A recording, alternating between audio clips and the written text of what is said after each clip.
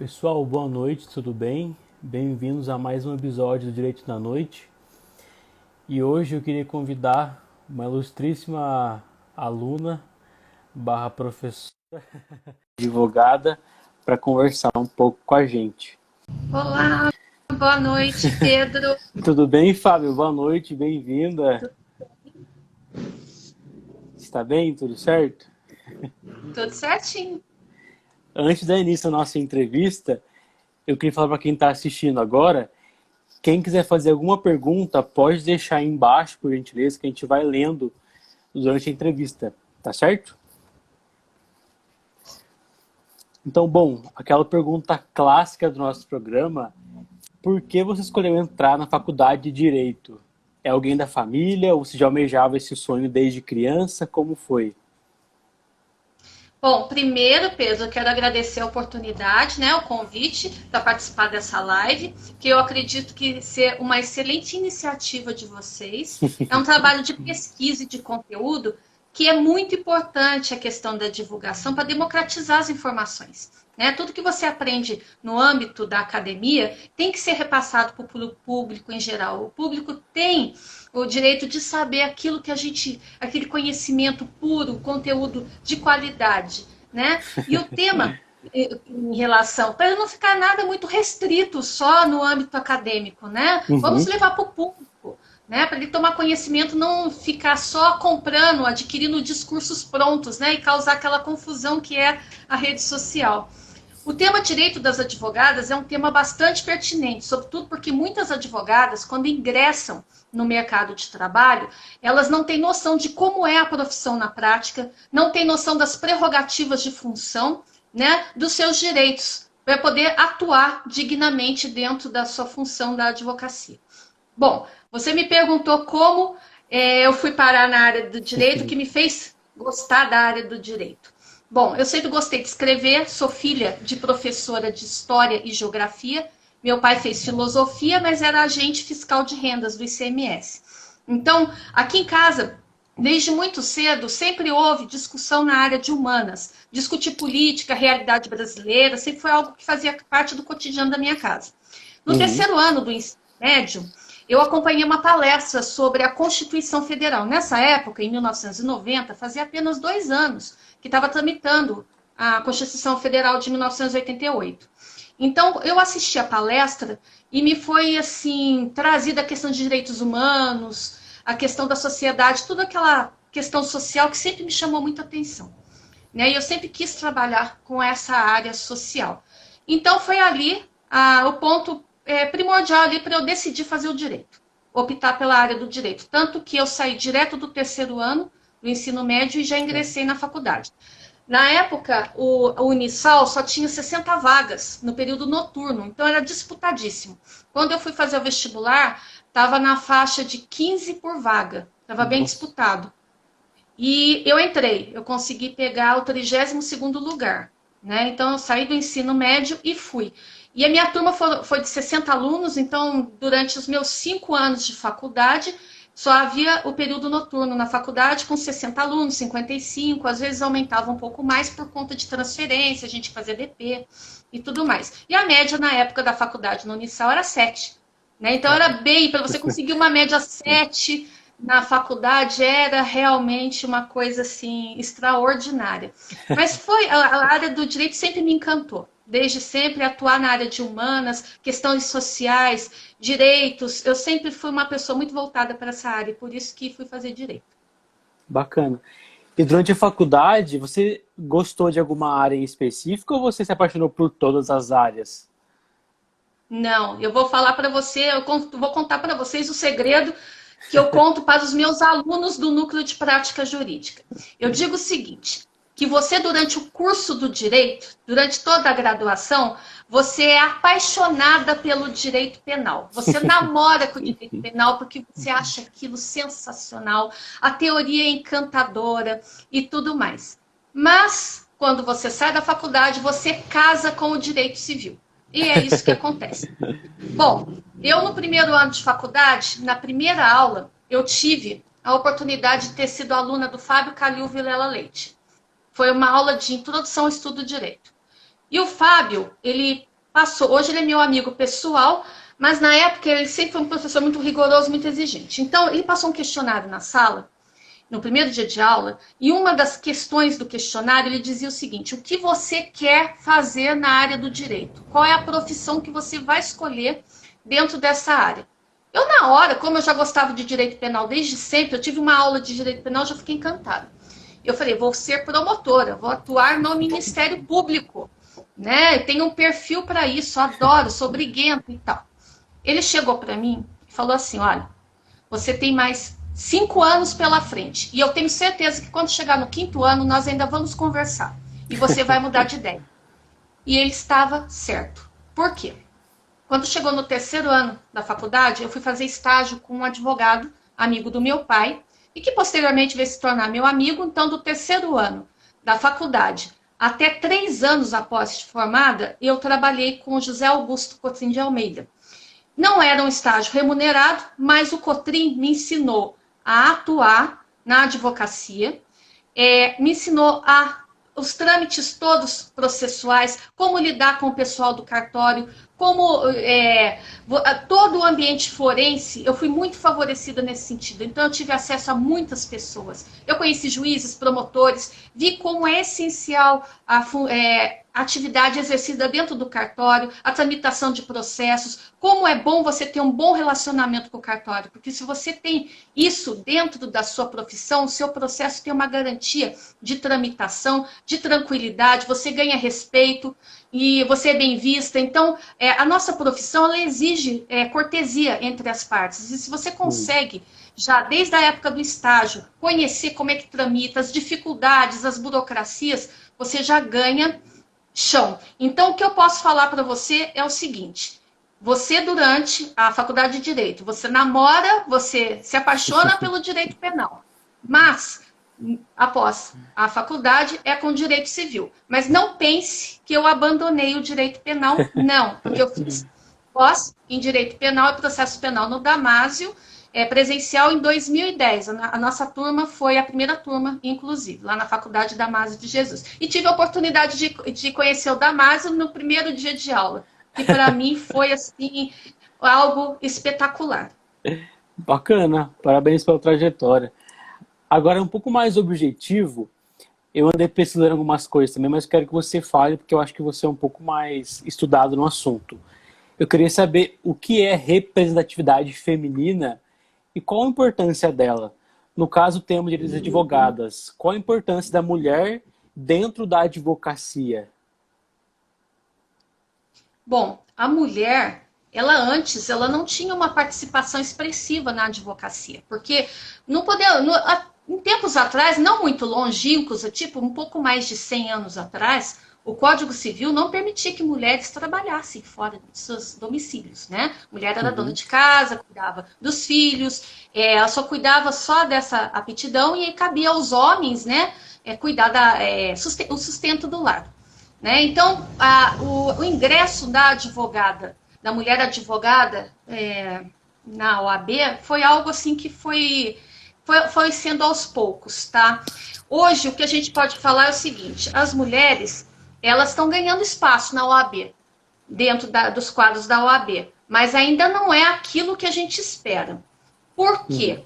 A mulher, ela tem inúmeros obstáculos a serem ultrapassados. Se ela quiser ter um êxito na carreira, se ela quiser ser sócia de um escritório de advocacia, se ela quiser comandar uma OAB, participar de um conselho e tiver um êxito maior dentro da carreira, ela tem que abrir mão da maternidade. E isso é fato. Porque se ela se tornar mãe desde cedo, o que acontece? Ela vai ter que optar ou pela casa ou pelo trabalho.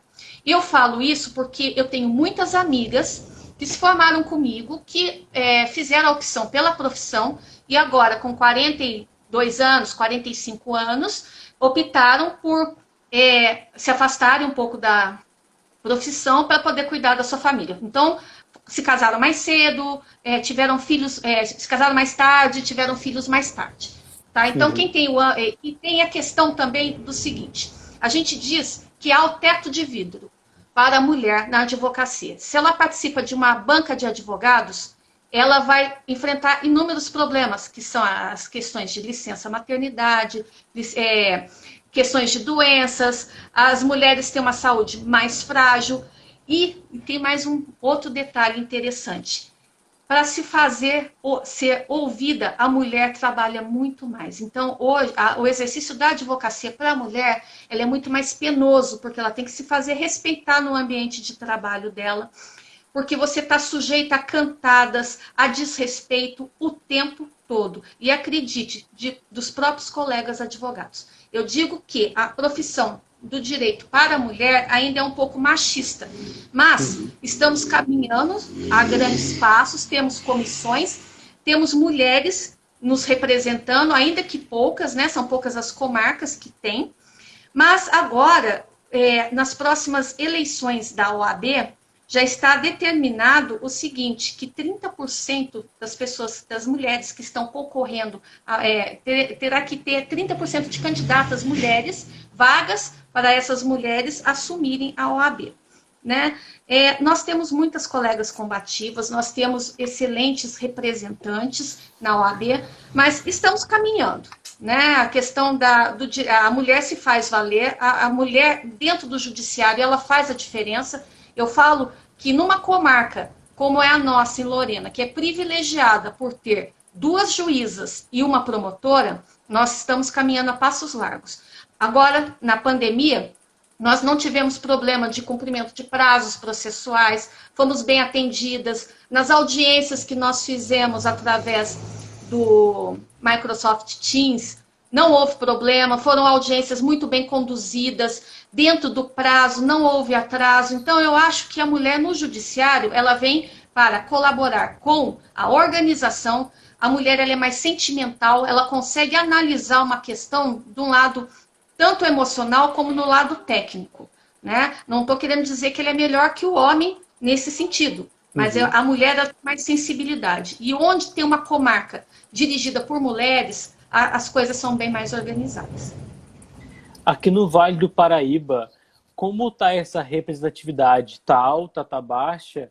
Você conhece alguma subseção que esteja uma mulher na frente, como presidenta no caso? Sim, eu conheço em Cachoeira Paulista, né? Que é uma colega nossa, lá de Cachoeira. Eu me fugi o nome dela agora, mas daqui a pouco eu lembro. E ela já é responsável pela condução da subseção em Cachoeira Paulista já há muitas gestões. Ela, inclusive, ela já foi reeleita várias vezes. Ela tem uma representatividade fantástica e ela é ótima pessoa. Daqui a pouco eu lembro no nome dela. E você, como mulher, como você se sente defendendo e lutando por outras mulheres? Você faz isso talvez por obrigação ou não? Você faz isso porque você acha que merece batalhar? Como funciona esse... Olha só, tem mais uma informação que passou batido. Na quinta-feira, eu estive com o presidente da OAB aqui de Lorena, o Márcio Guimarães, e me passou a seguinte informação. Eu falei, Márcio, na nossa comarca em Lorena, nós somos mais, em quantidade de advogados, somos mais mulheres ou mais homens? Você vai ter uma surpresa. Nós temos aqui 568 inscritos aqui na comarca de Lorena. São 283 homens e 285 mulheres. Então, nós somos maioria em 10. Mas, numa visão geral, no Vale do Paraíba, nós somos maioria. Tá? E no último estudo efetuado pelo site J, 64% dos quadros da OAB, em âmbito nacional, são de mulheres até a idade de 25 anos. Tá? Aí nós temos os estados com maior número de advogadas, que é São Paulo, Rio de Janeiro, Minas Gerais. O Paraná é campeão, quase que a maioria são de mulheres, mas o estado onde a maioria predomina é Roraima. Então, assim, é bem interessante, né? Então, estamos chegando a quase 10 estados no Brasil, né? No judiciário, em geral, já somos quase maioria. Então, nos últimos concursos da magistratura, do Ministério Público e Defensoria Pública, praticamente o número de candidatas mulheres é bem maior do que de homens. Tá? Bacana. Mas aí você estava voltando à sua pergunta, eu vou pedir para você repetir. é referente a você, como Fábia Amaruco. Você defende as mulheres por obrigação ou porque você acha que tem o direito que ainda não foi dado? Como funciona essa luta? Eu conversava com o André essa semana sobre a sua pessoa, logicamente, e a gente percebe que você é uma pessoa muito estudada, referente a grupos minorias. Sim. Então, as mulheres, logicamente, não se encaixam nesse grupo. Elas são maiorias no mundo, a gente sabe disso, acabou de falar sobre isso. Mas eu queria trazer o porquê você defende e porquê do tema também sugerido por você sobre as advogadas. O que você pode trazer para a gente frente a isso? Bom, eu, na minha área de atuação, eu sempre defendi por suficientes, né? E as Uhum. mulheres que eu atendo são em condições bem vulneráveis. Eu digo que no NPJ foi para mim um aprendizado lidar com as mulheres, porque eu lidava mais com a situação, com a população masculina quando eu comecei a advogar, porque eu atuava na assistência judiciária na área criminal e atuava na área civil. Uhum. Mas, na área criminal, eu não fazia o tribunal do júri, eu não atuava no tribunal do júri, eu atuava mais nas questões, na maioria, tráfico de drogas, lesões corporais. E também na vara de infância e juventude criminal, que era a minha menina dos olhos.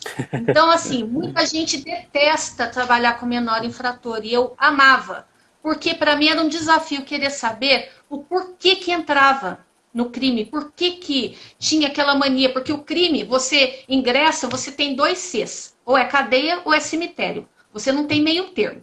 Então eu chegava para esses menores, antes das audiências de apresentação, e perguntava, por que você entrou? Mas doutora, eu vou estudar para quê na minha vida se eu posso ficar na esquina e traficar e ganhar um salário, R$ 1.000 por dia, R$ 500 por dia, e o meu pai trabalhando o mês inteiro não ganha isso. Eu tenho orgulho de sustentar a minha casa e dizer que eu ajudo meu pai e minha mãe. Eu vou estudar para quê? Você veja que no meio social dele, isso para ele era ser herói, né? Não estudar, que a figura para ele de esperança de uma vida melhor era um bandido, era um traficante, ele queria se espelhar nisso. Então, eu queria saber o porquê. Então, eu buscava os porquê, as situações para tentar resolver, tentar amenizar. E, assim, eu tinha um respeito desses meninos infratores, tá? Uhum. Inclusive até da família. Mas, assim, era uma área que me encantava, porque era uma área que me desafiava. Então, você numa audiência de apresentação na infância e juventude, você já tem que estar com a defesa oral. Então, você já tinha que estudar. Não é nada de você conceder prazo para trazer o processo ou para você se manifestar, não. É tudo oral. Então, era um desafio maior para você, é o tete a tete ali na hora. Então, às vezes, a situação estava muito confusa e você conseguia uma liberdade assistida. Isso era uma vitória. Então, Uhum. assim, depois eu fui atuar na questão mais com mulheres, quando há 8 anos atrás eu ingressei no Núcleo de Prática Jurídica do Unisal, onde a gente atua mais com a área de direito de família. Hoje eu trabalho com a doutora Zeima, que é a professora na graduação. E temos em trâmite mais de 200 processos em andamento, né? Uau. Cada uma fica responsável por um pouco mais de 100 processos. Então, são Uhum. 100 clientes, cada uma. Então, a realidade que é nos trazida dentro do Unisal também são pessoas vulneráveis, são minoria, são pessoas que têm um perfil de, no máximo, 2 salários mínimos, não tem casa, não tem eira, não tem beira, vivem numa situação miserável, com um monte de filhos, devendo pensão, mulheres vítimas de violência doméstica. Aí é que eu falo para você que a área penal nunca me abandona, ela está sempre comigo. Então, quando eu faço as defesas nas separações, divórcios, todas vêm praticamente acompanhadas de Lei Maria da Penha. Todas são encaminhadas pela Delegacia de Defesa da Mulher de Lorena. Tem questões do Conselho Tutelar que são encaminhados para nós também, porque a população confia no nosso trabalho, isso é muito bom. Eu, infelizmente, deixei de atuar na assistência judiciária porque não dá para ser Frei Galvão, estar em 2 lugares ao mesmo tempo. Né? Então, eu ainda não consegui estar em 2 lugares ao mesmo tempo. Então, eu fico a maior parte do meu tempo prestando serviço para a Unisal, né? E fora que eu fiz também o mestrado e tudo mais. Mas Uhum. hoje, atuar para a mulher é a minha situação, mas eu nunca deixei de atuar para as minorias, no geral. Tanto que no meu mestrado, a minha área de concentração, de pesquisa, tudo é voltada para a mulher, violência doméstica, a questão da criança, a questão da mulher presidiária, que me chama muita atenção, a questão de mães presidiárias, crianças que nascem no sistema prisional, mulheres em situação de rua, projetos sociais, o que a gente pode, dentro da academia, tentar solucionar, trazer uma boa sugestão de política pública para que o poder público possa executar. Então, esse eu acho que é um trabalho interessante quando você faz o mestrado, quando você é advogado, porque a nossa função de advogado é uma função social. Nós temos uma responsabilidade social imensa. Então, e é isso. Então, assim, não, hoje eu estou atuando para as mulheres porque hoje, dentro da minha área de atuação na Unisal, são maioria mulheres que nós atendemos lá, mas sempre foi diversificado. Eu já entrei com uma ação de modificação de guarda pela parte contrária, inclusive exigindo pensão da mãe. Imagina que inverte-se os papéis. Isso é muito comum.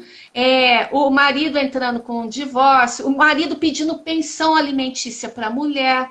Então, isso eu já fiz. Entendeu? Então, quer dizer, tem os dois lados. Não pense que é só você atuar para a mulher, sempre a mulher que entra com ação, não. Os homens também. Homens entram com pedido de revisão de alimentos, entram com vários pedidos. Então, assim, não é só atribuição das mulheres. Mas hoje eu estou na defesa das mulheres, na maioria. E entre esses casos, você já advogou e advoga?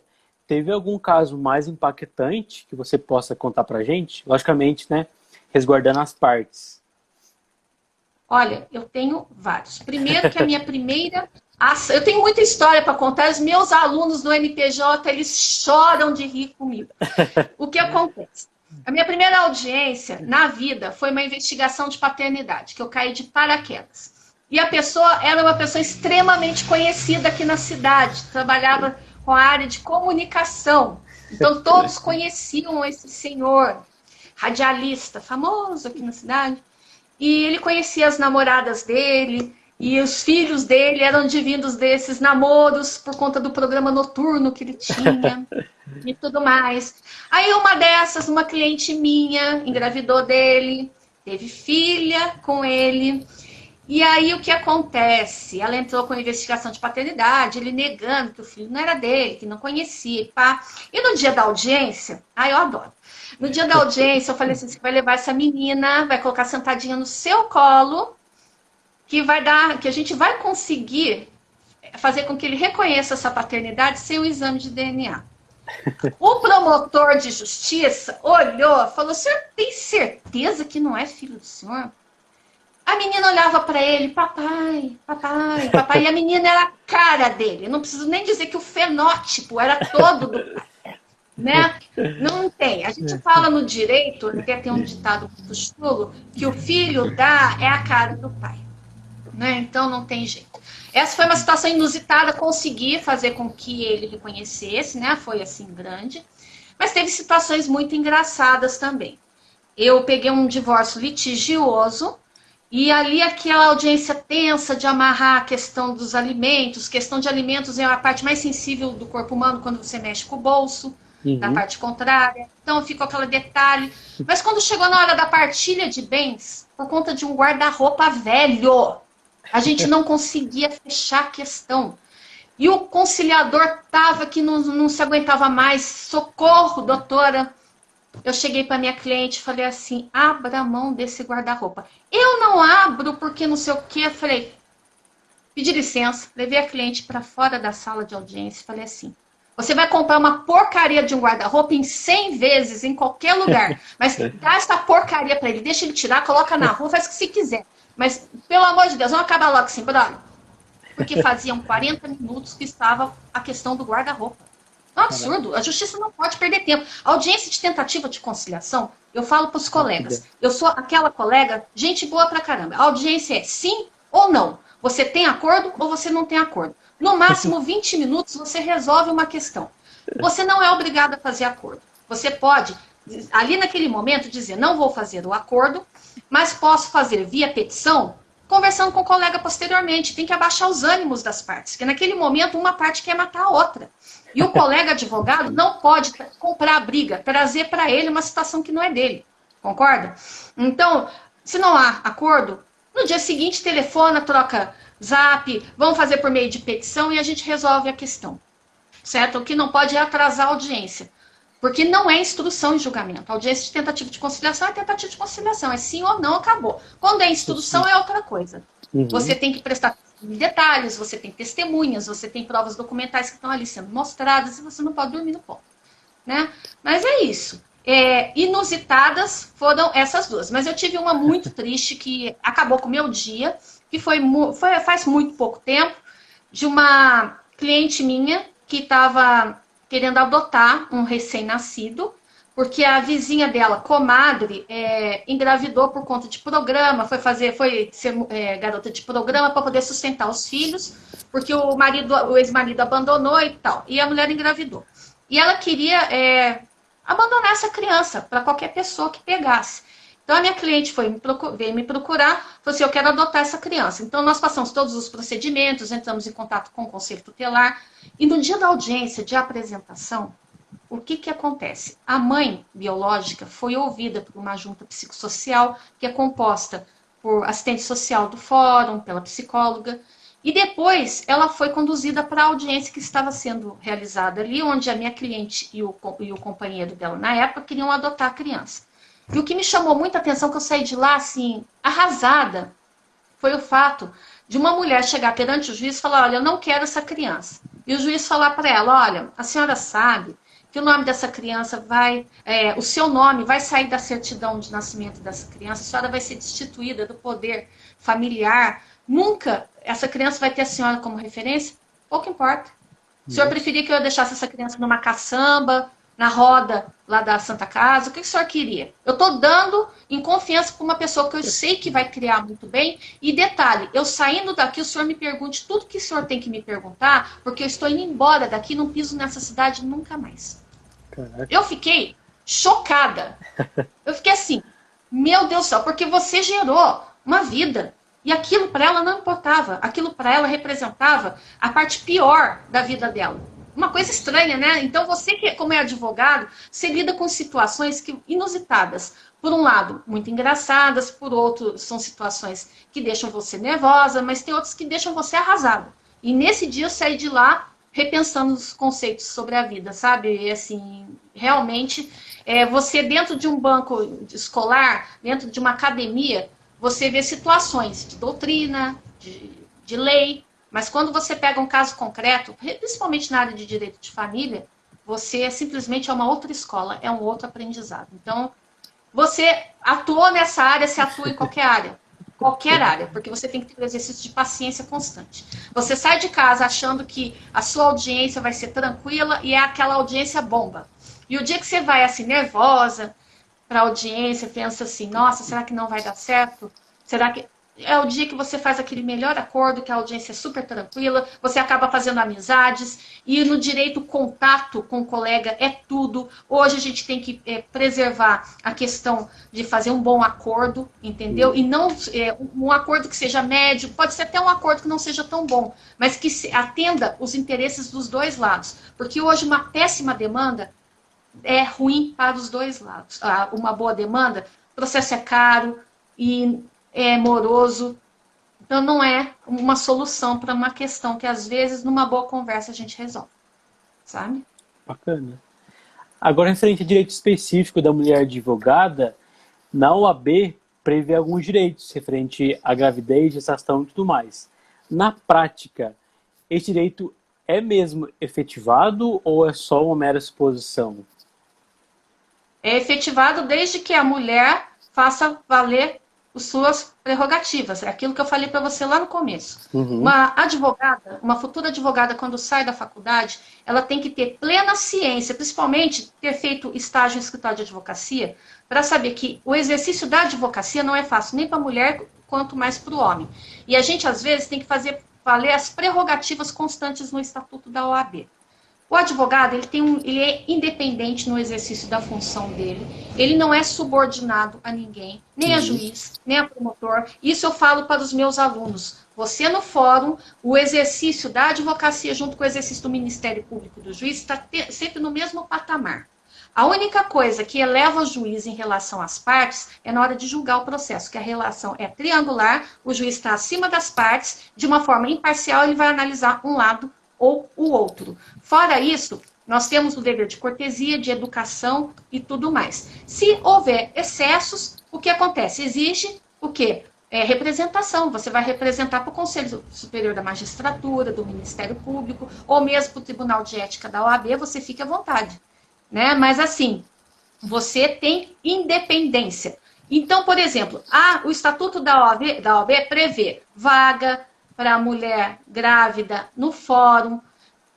Os estacionamentos dos fóruns, pelo menos do interior, são abertos. Né? Aqui em Lorena ele é aberto, mas sempre tem um vigilante ali para controlar o acesso. Basta que você fale que você é advogada, faça valer o seu direito e entre e estacione o seu carro. Não quer dizer que lá está lá privativo para mulheres grávidas. Não está escrito isso. Tá? Nós temos a questão também de não ser submetidos à revista. O que acontece? Muitos advogados chegam no fórum, a primeira coisa que fazem é o quê? Abrir pasta, abrir bolsa. Advogado não tem que ser revistado, tá? A maioria não cria problema para não ter aborrecimento e tal, mas tem colegas que fazem prevalecer o que está no estatuto. Nós não somos obrigados a ser revistados. Tá? Nós temos autonomia. Nós não temos que ficar pedindo licença para ingressar na sala do juiz ou na sala do promotor. É só pedir licença e entrar.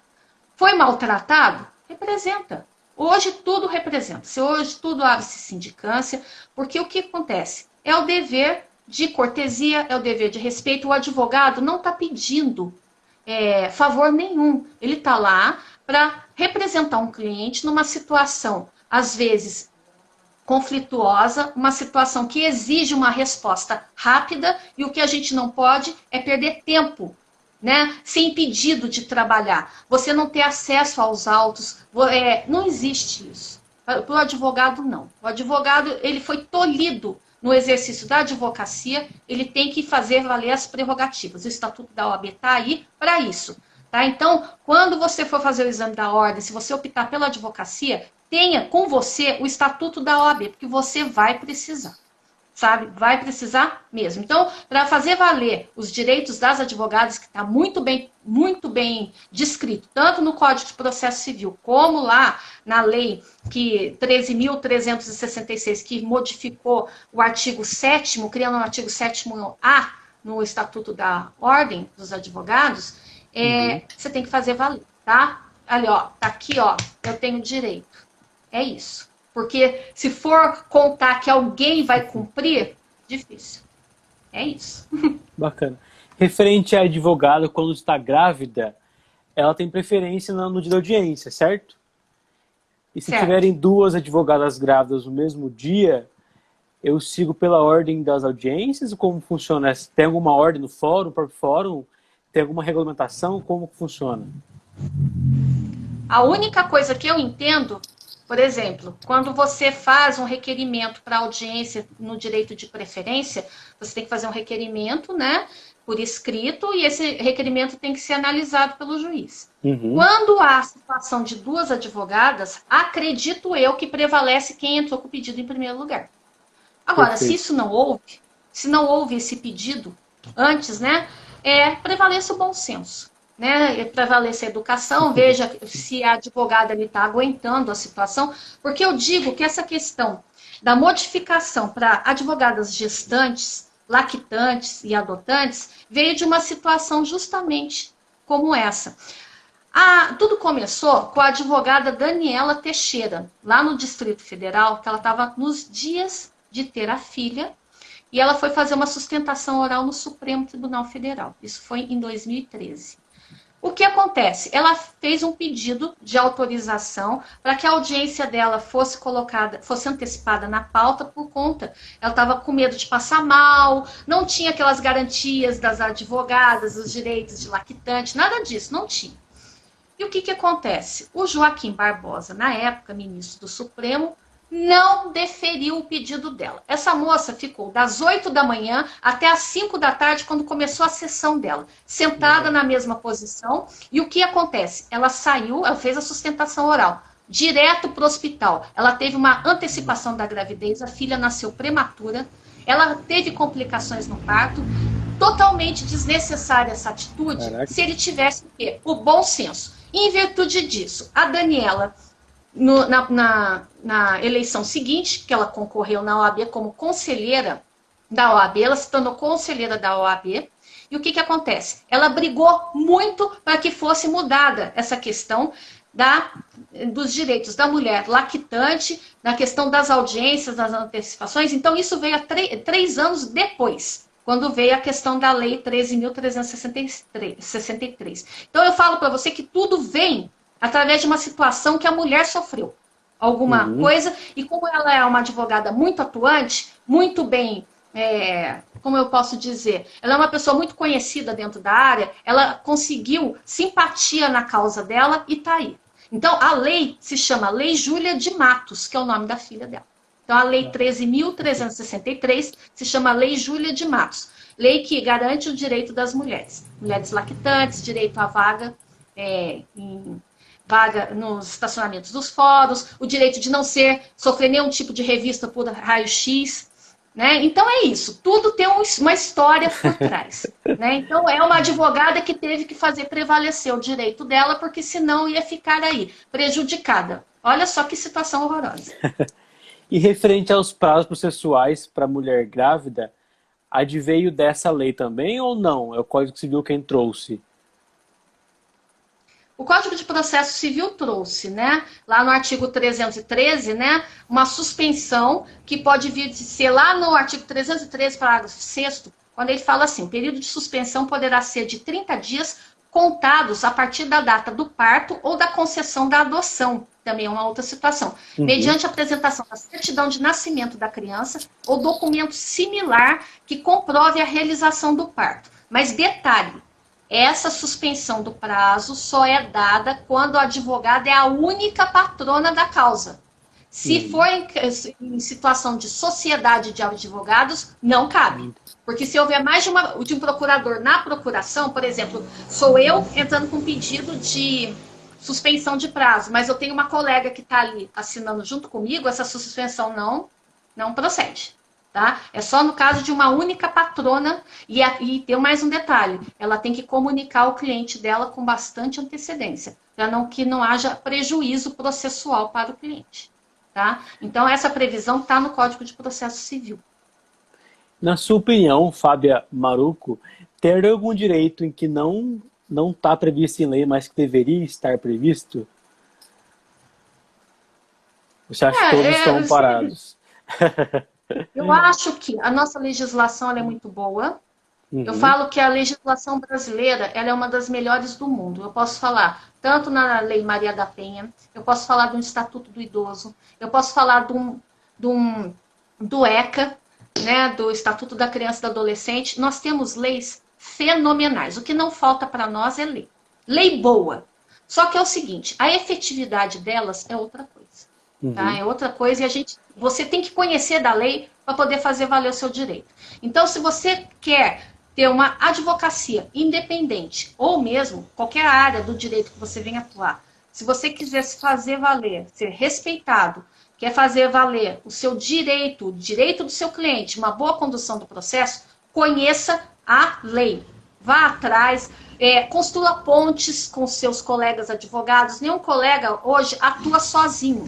Faça amizades dentro do meio da advocacia, porque você vai precisar. Porque, às vezes, é uma dúvida que surge, é uma situação que você nunca viu, porque o direito 1 mais 1 nunca vai ser 2 no direito. Cada situação, um divórcio nunca é igual ao outro, uma adoção nunca é igual à outra.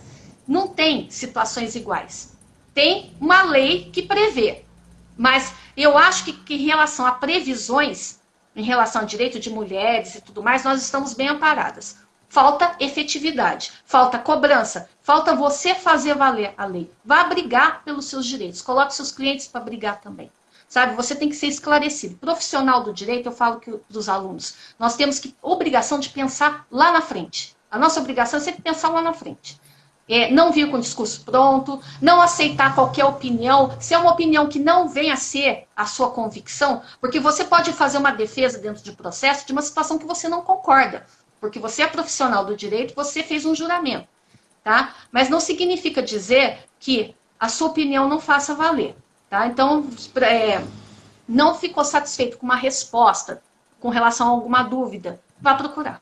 Então, você faça pontos com seus colegas. Eu digo que isso é tão válido que vale até para cliente de parte contrária. Eu já advoguei várias vezes para cliente de parte contrária, que eu bati pesado.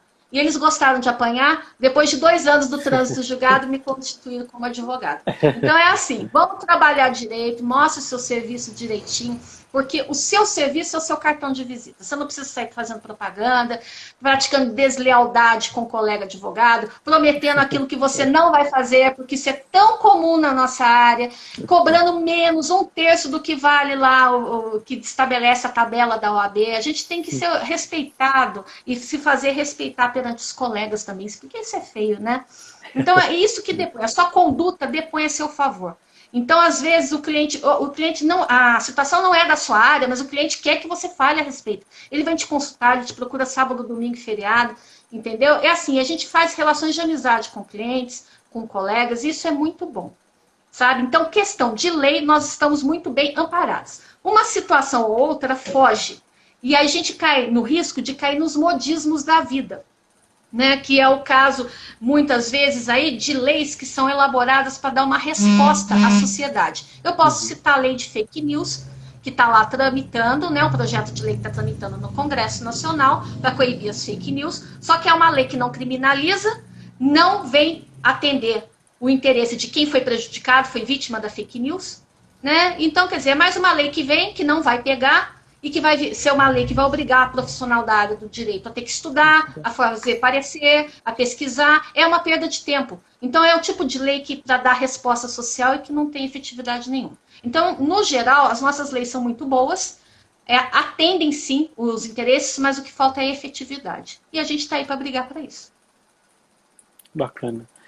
Uma pergunta agora um pouco mais pessoal da minha parte, logicamente, é referente a separar a emoção com o trabalho que você faz. Você disse que advoga para mulheres.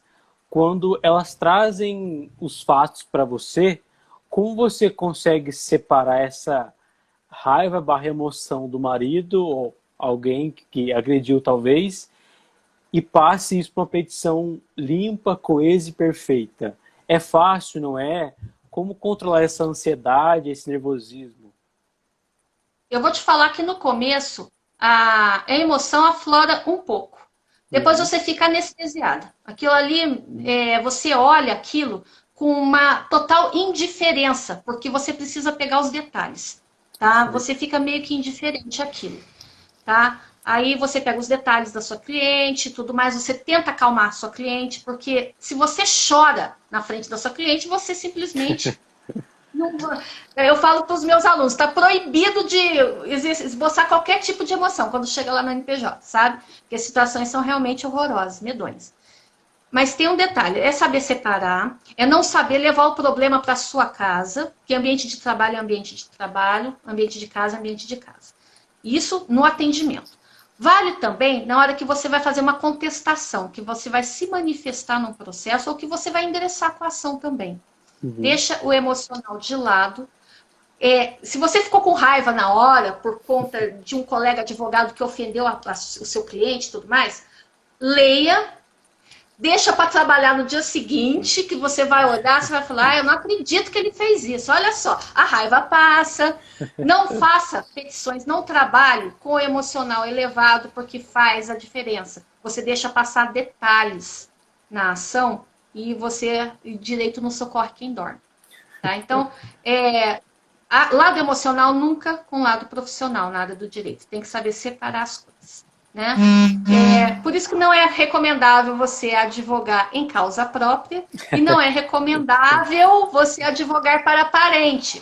Só que eu falo que as primeiras causas que você pega saindo da faculdade, você pôs o pé para fora da faculdade, são os parentes. São os São parentes, eles imãs, vêm, né? eu quero ter uma duvidazinha, Eles eu quero vêm. fazer uma perguntinha.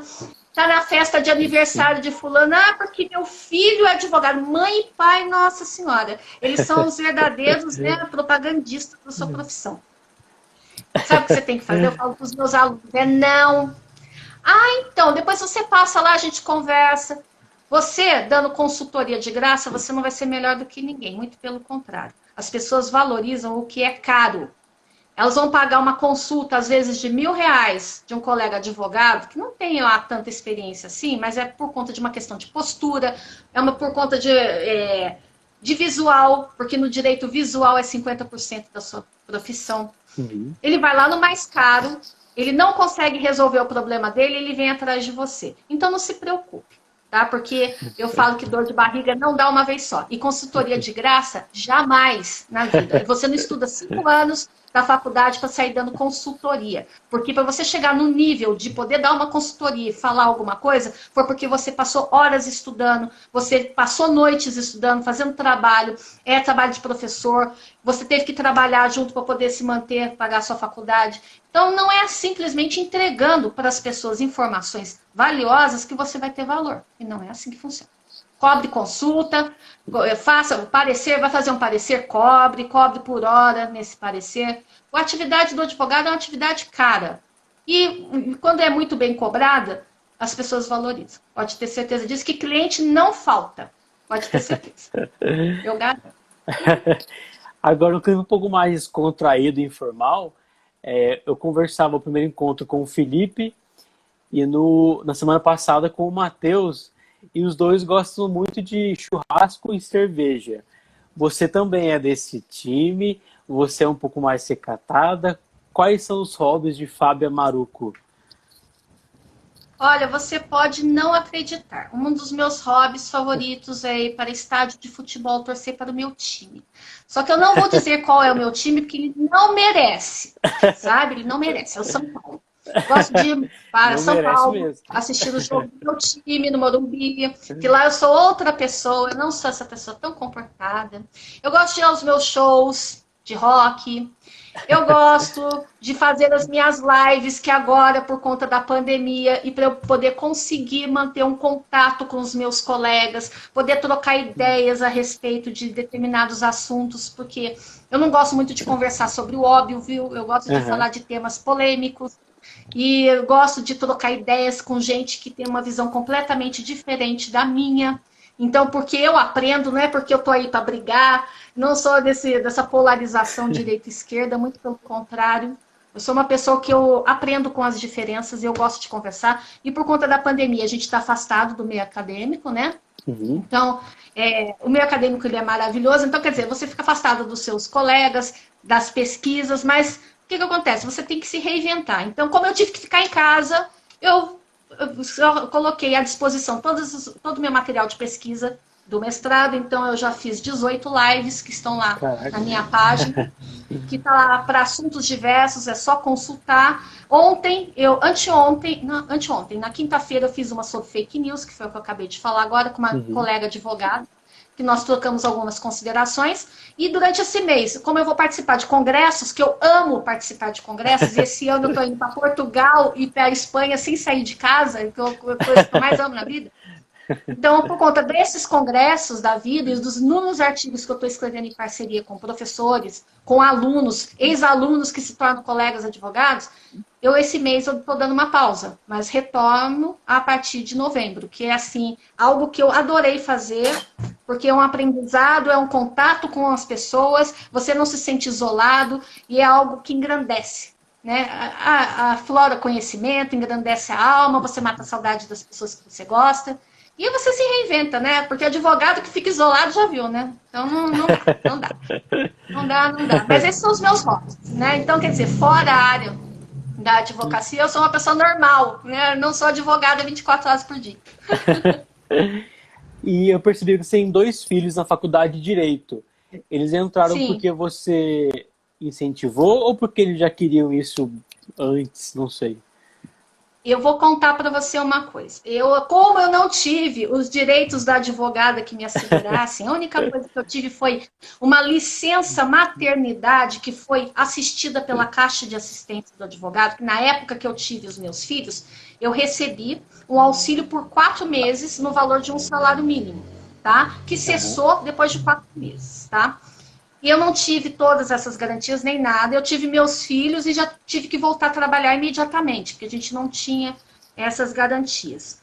E o que acontece? Eu não tinha com quem deixá-los, né, quando eu ia fazer a audiência. Então, o Bruno já era um pouquinho mais velho, porque a Giovana foi para a escola e a Giovana ia comigo para o fórum. A Giovana já fez a audiência comigo no meu colo, né, porque não tinha uma sala especial, não tinha nada disso. Eles ficavam na sala da ordem, desenhando, interagindo com o pessoal. Não teria como não optar por essa área. Eu não forcei, eu juro. Só que assim, é a companhia no ambiente forense, é a vivenciando toda aquela coisa de eu trabalhar no meu escritório, trazia trabalho para casa, a gente acabava discutindo, trocando ideia. Aí o meu filho, eu não vou fazer direito, o Bruno, mas quando ele fez a prova do Enem, a prova do Enem veio dizer o seguinte: traga soluções para a violência doméstica.